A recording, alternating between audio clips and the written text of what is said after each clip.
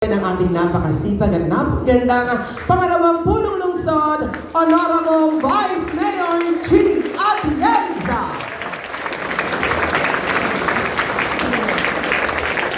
Isa lang masasabi ko ngayong tanghali, ang gaganda at ang gagwapo ninyo. Parang sana lagi kayo nakaganyan pag ako umiikot sa inyong barangayan. But nevertheless, bago pong lahat, gusto ko munang batiin ang ating magaling na alkalde, si Yorme Isko Moreno Dumagoso. Palakpakan po natin ito. And of course, hindi ito mangyayari kung wala ang ating magaling na Liga President, si Konsihala Erica Platon. Palakpakan niyo ito. Ang ating mga kaibigan na Congressman Ernest Dionisio, Congressman Erwin Tieng, ang ating mga konsehalo nandito, ang ating SK Fed President Yan Ibay. Alam niyo ang trabaho ko dito, ipakilala ang isang tao na alam kong kilalang kilala ninyo. But then again, may isa akong bagay na kaya kong share na ako lang may alam dahil lagi nga akong nasa likod niya. Yun ang mga plano niya para sa barangayan at doon ko nakita na tunay ang pagmamahal niya sa barangay.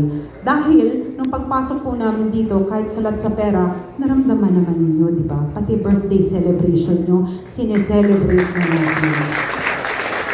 Ganon po kayo ka-spoiled sa ating magaling na alkalde. But nevertheless, ngayong araw, ngayon sineselebrate namin kayo at alam ko may 6 na mananalo mula sa 6 na distrito and with that, alam ko, proud na proud si Yorme Isko Moreno Dumagoso sa bawat isa sa inyo, regardless kung manalo kayo o hindi. Kaya ibibigay ko na po ang mikropono sa ating alkalde na alam ko ang malasakit ang puso ay tunay na nasa barangayan. Dahil sinabi nga yan nung kami nangangampanya, kayo ang kanyang tunay na kaagapay sa kanyang mga programa na gustong gawin dito sa Maynila. At sabi ko rin, siya lang ang nakita ko na may magic ang laway na pag sinabi niya, kahit anong mangyari, gagawin niya. Kaya palakpakan po natin ang ating nag-iisang alkalde na regalo sa atin ng Panginoon dito sa Maynila, si Yorme Isko Moreno Dumagoso.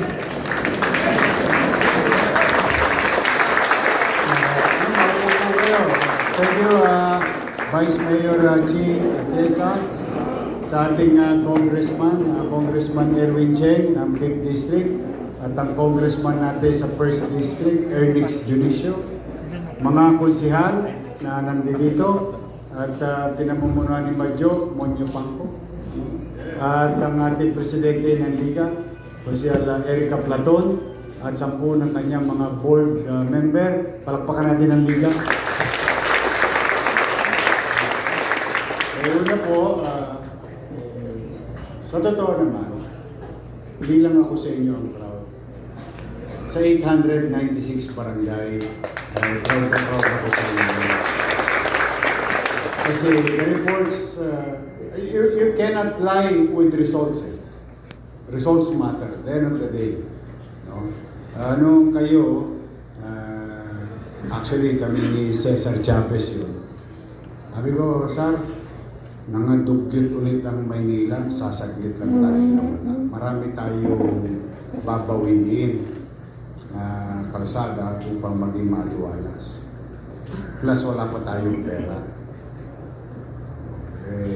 Ano ba ang tingin mo kung pakikiusapan ko yung mga barangay na makiisa sa paglilinis ng kanilang kanya-kanyang iskinita, kalsada, avenida at boulevard. Kasi may mga barangay, iskinita lang ang sakop.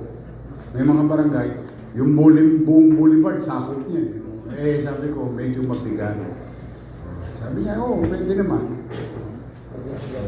Kaya ako proud sa inyong lahat. Kasi every Saturday, it became a habit kasama ang inyong mga kagawad, sekretary, SK, EXO, Tanod, na tumugon sa aming panawagan. Kaya, on behalf of the people of Manila, maraming salamat sa inyong lahat sa barangay.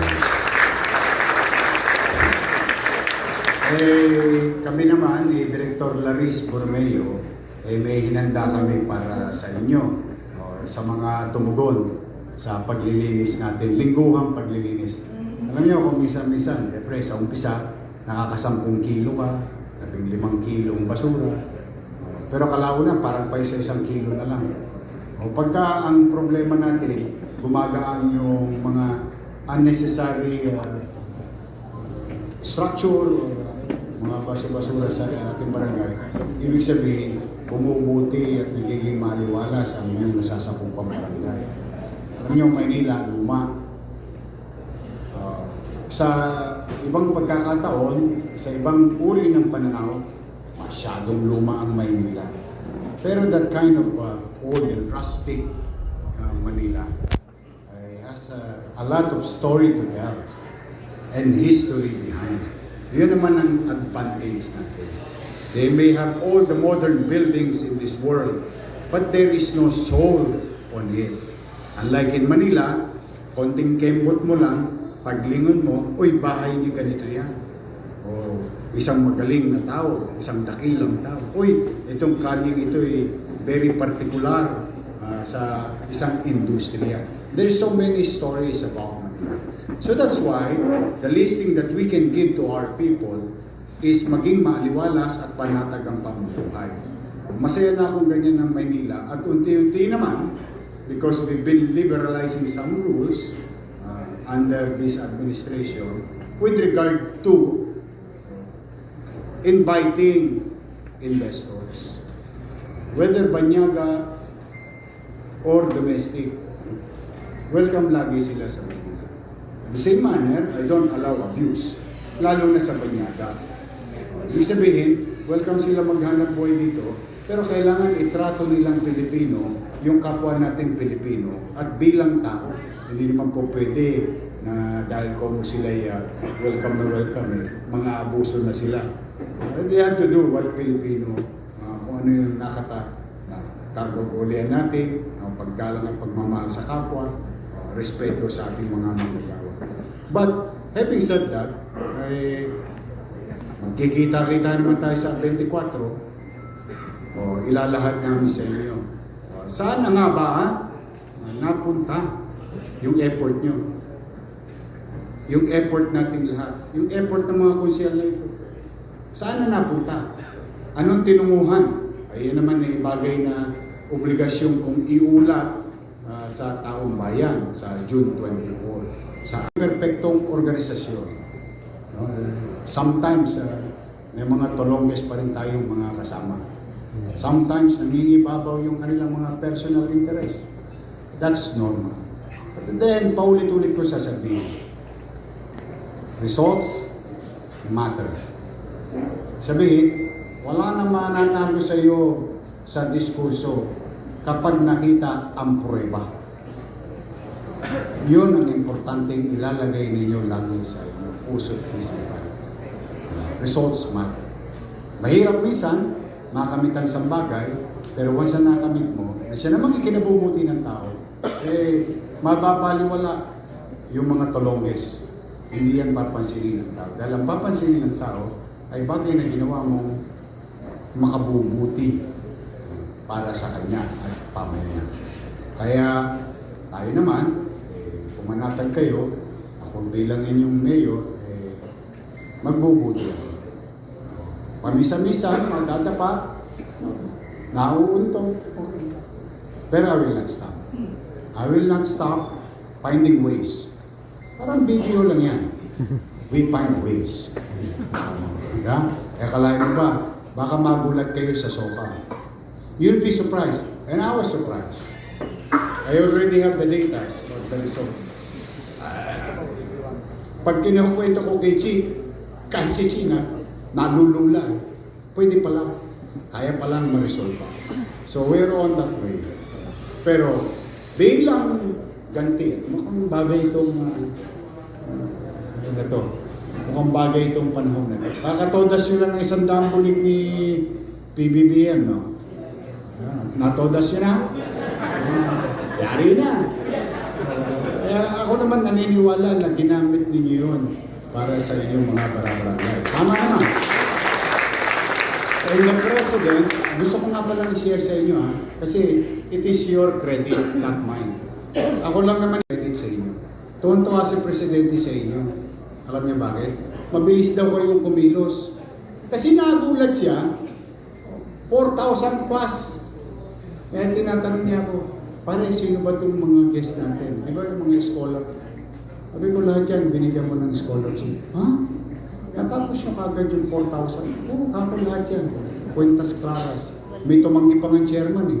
Bilib daw ko doon sa chairman eh, wala raw siyang scholar. Ibig sabihin, mayaman siguro yung barangay na yun. Pero, the point is, walang iskinita, walang kalye, walang barangay na hindi nakinabang sa isang bagay na ginawa ng presidente. Kaya kami, sabi ko, basta ipadala mo ng padala dito, totodasin namin lahat yan. Mabilis kami kumila sa Maynila. Bakit naman hindi? TY. Ang gastos na lang natin, laway. Hanapin mo na lang, di ba? Tapos, gagastusin mo na lang ayon doon sa naitala. Because he's very happy after that event. Sabi niya nga, actually, sabi mo sa mga barangay captain, chairman, yung barangay captain sa probinsya yun. Dito sa Maynila, chairman ang tawag na. Sige, sabi mo sa kanila, salamat. Nagpapasalamat sa inyo si Presidente. Sa akin nakakita siya na nagbigay, siya pa nagpapasalamat. So, ano ibig sabihin? Ulitin ko, results matter. Binigyan tayo ng tasking, nag-deliver tayo. At ito sa lahat, tayo bang nakinabang? Mamamayan natin. Mga nanay, tatay, estudyante. So, having said that, siyempre wala na yun. Tunaw na. Ay sayang naman. Araw ng Maynila ngayon. Baka sabihin nyo walang-wala tayo.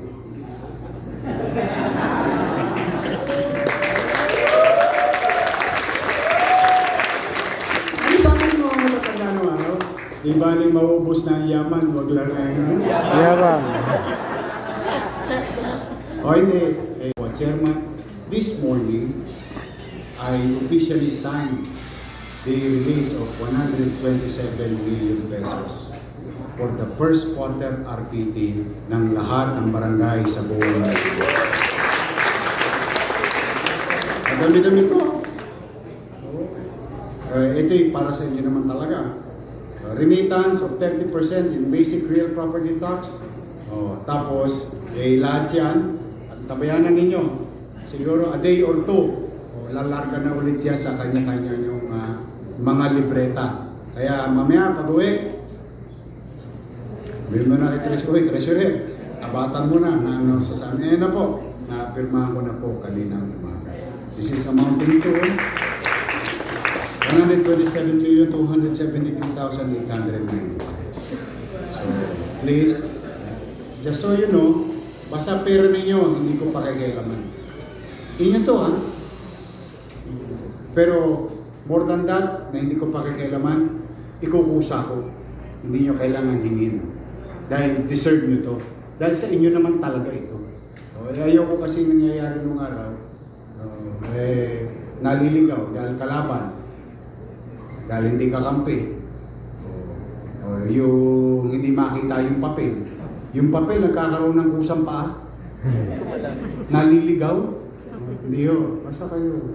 Paulit-ulit. I don't know. Kung sirang plaka pa ako. Wala kayong iintindihin na pangamba. Nakasama ko kayo, hindi. Basta, what you deserve, you will get. Ibibigay ko ang marapat para sa inyo. Paggalang. Pagamat hindi ako ginalang ng ilan. Okay lang yun. But, okay lang, that's life. Ang importante, gusto kong patunayan namin yung sinasabi namin. Bati-bati tayo lang. Wala kayong problemahin sa akin. Kung meron pang hindi nakakabumbon, Diyos ko, ewan ko. Alam mo, masarap ang palaya sa diabetes. Let's just move on. Nakita niyo nangyayari. Tingnan niyo nangyayari sa ibang bahagi ng gobyerno. Ba nag-away? Marami bang natenga? Dami. Nagkabirya ba? Nagkabirya. These are the things that kapag ka nagkakahiwa-hiwalay tayo, nagkakahati-hati tayo, napeperwisyo ang tao. Dito sa Maynila, manatag kayo, hindi ako makikisali. Kung kanino namang partido. Ano na yan? Partido yun. Kanya-kanya. Basta ang kapartido ko, 2 milyong Manileño. Yun, tutupin ko hanggat kaya. So I'll see you on June 24. Are you coming? Yes! Oh, kanya-kanya na tayong Pero hindi naman kayo masaya talaga. Naghahanda kami para sa kakaibang celebration to ng araw ng ay ang piyesta. Ang gusto kong maramdaman natin, yung bata tayo, masaya yung araw ng Maynila. Matipid, hindi magarbo, pero pipilitin natin memorable sa mga Taga-Luzon. So for now, congratulations. Palapakan natin ang ating nila. David Fire Councilor Erika Platon. At si Directora Laris Bormeo. Mukha lang palang hindi yan, pero may pit yan. Masinop yan. Ang ganda nung ginawa niya. Mayroon kami gagawin saka kay Doc Mercado, special mention lang kay Doc Mercado. I like your idea. So to each and every one of you here, ngayon, araw ng Maynila, at araw niyo rin bilang pagkilala, paggalang sa mga effort ninyo, siguro mag-wish na lang ako. Sana kalooban nawa kayo ng Diyos ng malusog na pangangatawan.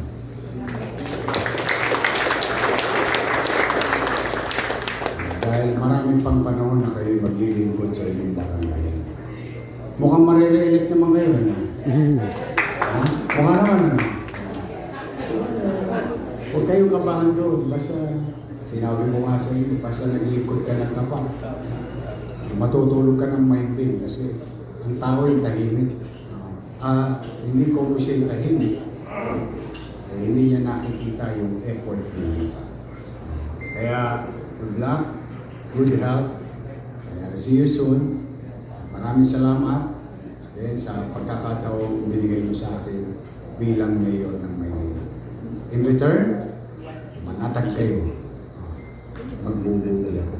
Hindi ito perfectong gobyerno, pero magbubuti ako. Magsisilop ako. At episyente natin, gagastahin, anumang resources na meron tayo para tugunan yung aking programa para sa taong bayan na MBN, Minimum Basic Needs. Housing, Education, Healthcare, and Jobs. At yung iba pang Ajinomoto, yung what you call umami, pampasarap ng lugar. Lahat ng iyon ay tutugunan natin so that together, working hand in hand, we can make Manila. Pagpalain na lang. Manila!